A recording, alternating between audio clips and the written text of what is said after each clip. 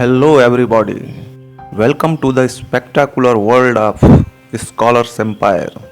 सन 1857 के विद्रोह के बाद भारत में कई आंदोलन हुए, परंतु इन आंदोलनों का स्वरूप छोटा था और इन्हें निर्दयतापूर्वक दबा दिया गया।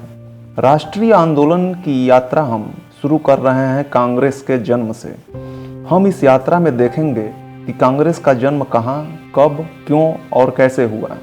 क्या कांग्रेस के आंदोलन का लक्ष्य हमेशा बदलता रहा? क्या कांग्रेस ने अपने उद्देश्यों को प्राप्त किया? हम कांग्रेस के जन्म से राष्ट्रीय आंदोलन की यात्रा तय करेंगे। अलेन ओक्टेवियन ह्यूम एक अवकाश प्राप्त अंग्रेज पदाधिकारी थे। सन 1879 ईस्वी में लॉर्ड लिटन के द्वारा भारत सरकार के सचिव पद से बहुत लज्जाजनक और निष्ठुर तरीके से हटा दिए गए थे। सन 1882 ईस्वी में उन्होंने नौकरी से त्यागपत्र दे दिया था। भारत सरकार के सचिव पद पर होने के नाते उन्हें कुछ गुप्त रिपोर्टें देखने को मिली थीं।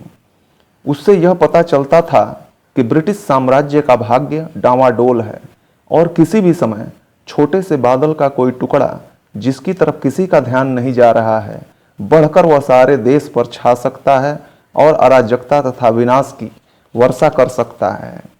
इस अप्रिय स्थिति से बचने के लिए ए.ओ. ह्यूम ने शिक्षित भारतीयों को समझाया कि अखिल भारत के स्तर पर एक संगठन बनाया जाना चाहिए। अखिल भारतीय संगठन की दिशा में पहला निश्चित कदम सितंबर सन 1884 ईस्वी में उठाया गया, जब देश के विभिन्न भागों से बहुत से प्रतिनिधि मद्रास के अड्यार में हुए थियोसॉफिकल सोसाइटी के वार्षिक अधिवेशन में भाग लेने आए। अधिवेशन के बाद रघुनाथ राव के निवास स्थान पर दादा भाई नौरोजी, सुरेंद्रनाथ बनर्जी आदि 17 प्रमुख भारतीयों की एक बैठक हुई। इस बैठक में श्री ह्यूम ने प्रमुख भाग लिया। बैठक में एक देशव्यापी संगठन कायम करने के संबंध में विचार विनिमय हुआ। विचार विनिमय के फलस्वरूप दिसंबर सन 1884 ईस्वी में इंडियन नेशनल यूनियन नामक देशव्यापी संगठन की स्थापना हुई। इंडियन नेशनल यूनियन की स्थापना में ह्यूम महोदय का प्रारंभिक विचार प्रमुख भारतीय सार्वजनिक लोगों के द्वारा देश की सामाजिक समस्याओं के संबंध में विचार करना था। इस संस्था की कार्यप्रणाली के संबंध में जब ह्यूम महोदय ने लॉर्ड डफरिन से सलाह ली, जो कि हाल में ही वाइसराय बनकर आए थे, तो उन्होंने सुझाव दिया कि प्रस्तावित संस्था वह कार्य करे जो साम्राज्ञी का विरोधी दल इंग्लैंड में करता है। लॉर्ड डफरिन की इच्छा थी कि भारतीय राजनीतिज्ञ वर्ष में एक बार इकट्ठे हों तथा सरकार का ध्यान आकर्षित करें कि प्रशासन के कार्यों में क्या दोष है तथा उन्हें किस प्रकार सुधारा जा सकता है। ह्यूम ने लॉर्ड डफरिन की इच्छानुसार यह निश्चित किया कि संस्था का नाम बदलना चाहिए और उसे एक सामाजिक सम्मेलन संस्था मात्र न बनाकर ऐसी संस्था बनानी चाहिए जिसका अपना राजनीतिक अथवा आर्थिक कार्यक्रम भी हो। लॉर्ड डफरिन ने ह्यूम महोदय से यह शर्त करा ली थी कि जब तक वे इस देश में रहें तब तक इस सलाह के बारे में उनका नाम कहीं न लिया जाए। ह्यूम महोदय ने इसका पूरी तरह पालन भी किया। इस प्रकार लॉर्ड डफरिन का आशीर्वाद प्राप्त कर ह्यूम महोदय इंग्लैंड गए। वहां पर उन्होंने बहुत से लिबरल नेताओं तथा पार्लियामेंट के सदस्यों से मिलकर विचार विमर्श किया। उन लोगों ने योजना को पसंद किया। भारत लौटने के पूर्व ह्यूम महोदय ने इंग्लैंड में एक समिति का निर्माण किया, जो बाद में भारतीय संसदीय समिति के नाम से विख्यात हुई। मार्च सन 1884 ईस्वी में ह्यूम महोदय के इंग्लैंड से भारत वापस आ जाने पर यूनियन के संस्थापकों ने यह निश्चय किया कि बड़े दिन की छुट्टियों में देश के विभिन्न भागों के प्रतिनिधियों का पूना में एक अधिवेशन किया जाए। इस अधिवेशन के लिए एक उद्देश्य पत्र निकालकर यह घोषणा की गई कि 25 से 31 दिसंबर 1885 तक पूना में इंडियन नेशनल यूनियन की एक कॉन्फ्रेंस होगी। इसमें बंगाल, बम्बई और मद्रास प्रेसिडेंसी के सब भागों के ऐसे प्रतिनिधि सम्मिलित हो सकेंगे जो अंग्रेजी जानते हों। कॉन्फ्रेंस के प्रत्यक्ष उद्देश्य ये होंगे: राष्ट्रीय उन्नति के लिए प्रयत्न करने वाले सब कार्यकर्ता एक दूसरे से परिचित हों और आगामी वर्ष राजनीतिक क्षेत्र में जो कार्य करने हैं उन पर विचार किया जाए। लेकिन निश्चित समय से कुछ पूर्व पूना में हैजा फैल जाने के कारण संयोजकों ने अधिवेशन का स्थान बदलकर बंबई कर दिया। 28 दिसंबर 1885 को दिन के 12 बजे बंबई के गोकुलदास तेजपाल संस्कृत पाठशाला के भवन में कॉन्फ्रेंस का आयोजन किया गया। इसमें देश के विभिन्न भागों से आए हुए 72 प्रतिनिधियों ने भाग लिया। काफी वाद विवाद के पश्चात ह्यूम महोदय के द्वारा प्रस्तावित नए संगठन का नाम इंडियन नेशनल कांग्रेस रखा गया। इस प्रकार कांग्रेस का जन्म हुआ।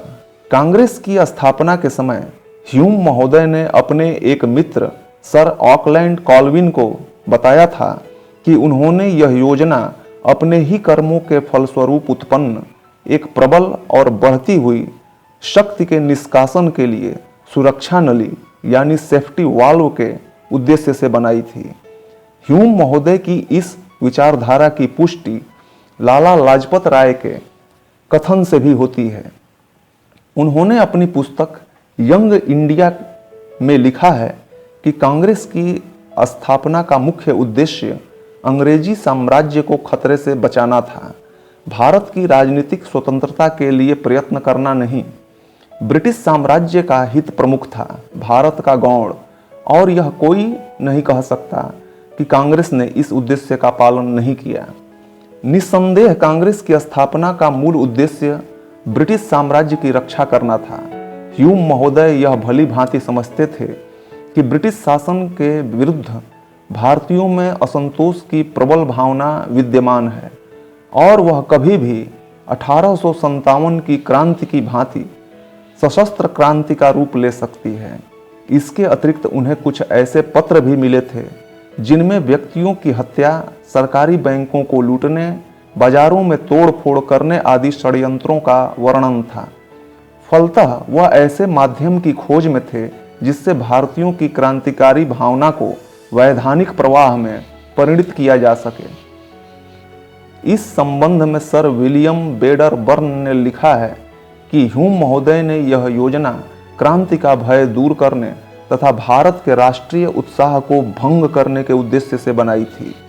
इस प्रकार हम देखते हैं कि हिंसा पर आधारित क्रांतिकारी परिस्थिति को रोकने की पृष्ठभूमि में कांग्रेस का सुरक्षा नली के रूप में जन्म हुआ। इसके बाद कांग्रेस का प्रथम अधिवेशन हुआ। इस अधिवेशन में देश के सभी भागों से आए हुए जिन 72 प्रतिनिधियों ने भाग लिया उसमें मिस्टर ह्यूम, दादा भाई नौरोजी, महादेव गोविंद रानाडे, दीन शाह वाचा, फिरोज शाह मेहता, केटी तैलंग, एस सुब्रमण्यम अय्यर, रघुनाथ राव तथा आर.एम. सयाणी आदि प्रमुख महापुरुष थे। ह्यूम महोदय उमेश चंद्र बनर्जी के सभापतित्व का प्रस्ताव उपस्थित करना चाहते थे और उन्होंने वही किया और एस सुब्रमण्यम अय्यर ने उसका समर्थन किया तथा केटी तैलंग ने उसका अनुमोदन किया। अध्यक्ष पद से भाषण करते हुए बनर्जी ने कहा, भारत की भलाई के लिए इंग्लैंड ने बहुत कुछ किया है। उसके लिए सारा देश इंग्लैंड का कृतज्ञ है। उसने हमें शांति दी, रेलवे दी और सबसे बढ़कर पश्चिमी शिक्षा दी, परंतु अभी बहुत कुछ करना शेष है। देश के निवासी ज्यों-ज्यों शिक्षा प्राप्त करेंगे उनके हृदय में राजनीतिक उन्नति की इच्छा प्रबल होती जाएगी। मैं समझता हूँ कि यूरोप के ढंग की शासन प्रणाली की अभिलाषा करना राजद्रोह नहीं है। हमारी केवल यह इच्छा है कि शासन का आधार अधिक विस्तृत हो और उसमें देशवासियों को उचित और न्यायपूर्ण भाग प्राप्त हो। मेरा विश्वास है कि हम जो चर्चा करेंगे वह सरकार और प्रजा दोनों के लिए लाभदायक होगी। इस अधिवेशन के अंत में अध्यक्ष महोदय को धन्यवाद देने के साथ ही साथ कांग्रेस के जनक ह्यूम महोदय को 3 बार 3 चीयर्स का सम्मान दिया गया। इस सम्मान के प्रत्युत्तर में ह्यूम महोदय ने कहा, जय जयकार का काम चूंकि मुझे सौंपा गया है, इसलिए मेरा प्रस्ताव है कि भला काम शुरू में नहीं तो बाद में कर लेने का सिद्धांत का पालन करते हुए सब लोग 3 बार ही नहीं 3 तियां 9 बार और हो सके तो 9 तियां 27 बार उस व्यक्ति की जय बोलें जिसके जूतों के फीते भी हम खोलने लायक नहीं हैं, जो आप सबको तैयार करती हैं और जो आप सबको अपने बच्चों के समान समझती हैं। मेरा मतलब है सब मिलकर बोलिए, महामहिम महाउदार महारानी विक्टोरिया की जय। उपर्युक्त विवरण से यह स्पष्ट हो जाता है कि जिन लोगों ने कांग्रेस को प्रारंभिक दिशा प्रदान की, उन्हें अंग्रेजी सरकार और इंग्लैंड के राजमुकुट की न्यायपरायणता पर पूर्ण विश्वास था और उनमें सच्चे हृदय से राजभक्ति थी। उनकी मांगें पूर्णतः वैधानिक थीं। अभी वह औपनिवेशिक स्वराज्य के लक्ष्य से बहुत दूर थे तथा वे स्वप्न में भी इंग्लैंड से संबंध विच्छेद करने की बात नहीं सोच सकते थे। राष्ट्रीय आंदोलन के आगे की यात्रा वीडियो के पार्ट 2 में जारी रहेगी। धन्यवाद।